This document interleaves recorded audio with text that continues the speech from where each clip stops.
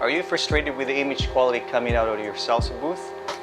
In this video, I'm going to show you my tips and tricks on how to get the best image quality out of your Salsa booth.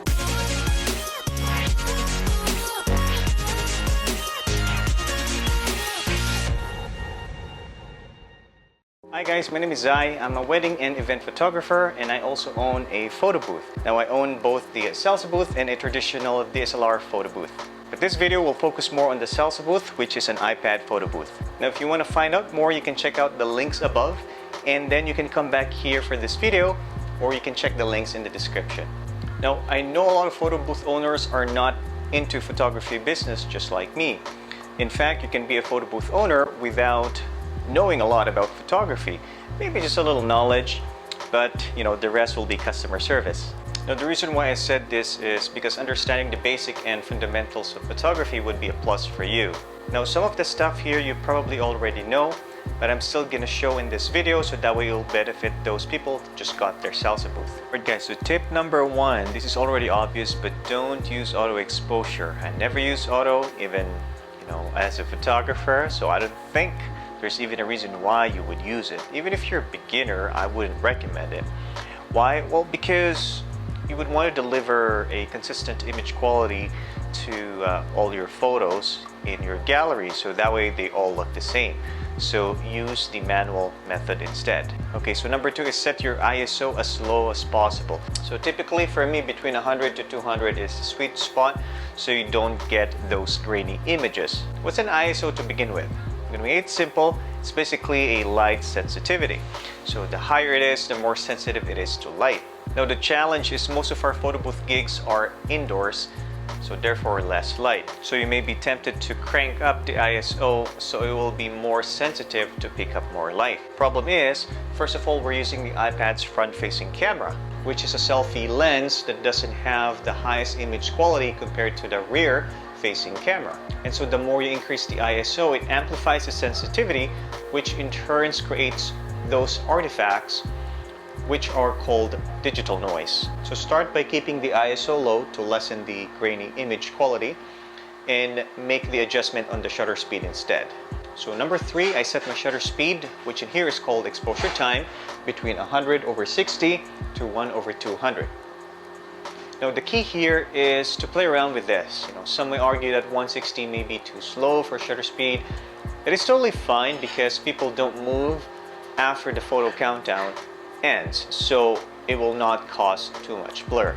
Don't forget to set the white balance as well. Again, I don't use auto white balance neither. So now this doesn't really require technical knowledge, but all you gotta do is drag the sliders to the extremes and then slowly drag it to whichever you feel looks right. The goal here is to make white color appear white and the skin tone look normal. As simple as that. One good habit is to set up early on your event, assess the lighting, play around with it, do a test shot, send it to yourself, and repeat as needed. So tip number four is the lighting.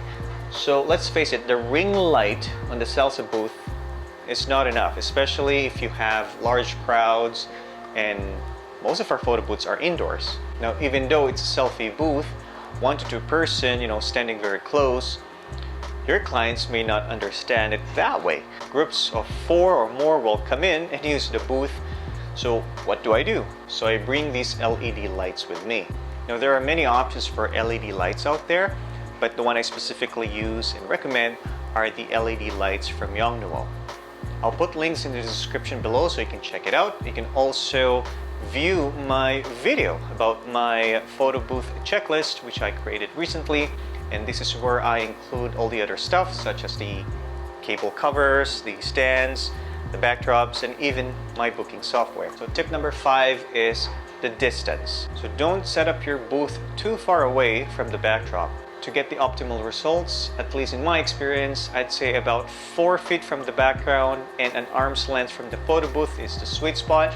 So you can grab a gaffer tape and put a strip on the floor, so that way that will serve as a marker for your clients when they're taking a photo. And if you want to shoot further, I strongly suggest you add more lights on the sides. In most events, I bring the LED lights all the time. I'd say 2 LED lights are enough because you don't want to be too bulky or messy with the wires and potentially be a tripping hazard for the guests. I want it to be a minimalist, keeping the photo booth setup nice and clean. For LED lights, I don't use power cables. I use rechargeable batteries, which last me about a couple hours when set to 70% of brightness. Now, once you set up the LED lights, you may want to match your LED lights temperature to the Salsa booth, which is usually 5600 Kelvin, or if that's too technical for you, basically just your LED lights.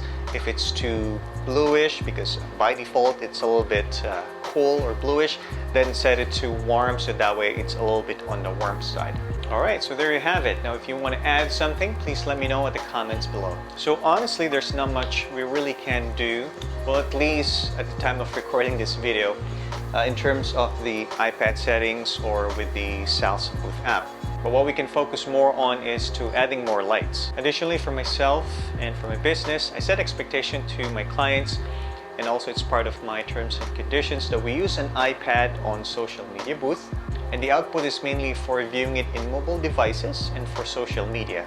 And in my years of experience with the Salsa booth, I never had any complaints, because it's all about the customer experience and the engagement that are more valued. So I don't worry too much about the technical stuff, or trying to be perfectionist with image quality. Alright guys, so that's it for this video. If you have any questions, let me know in the comments below.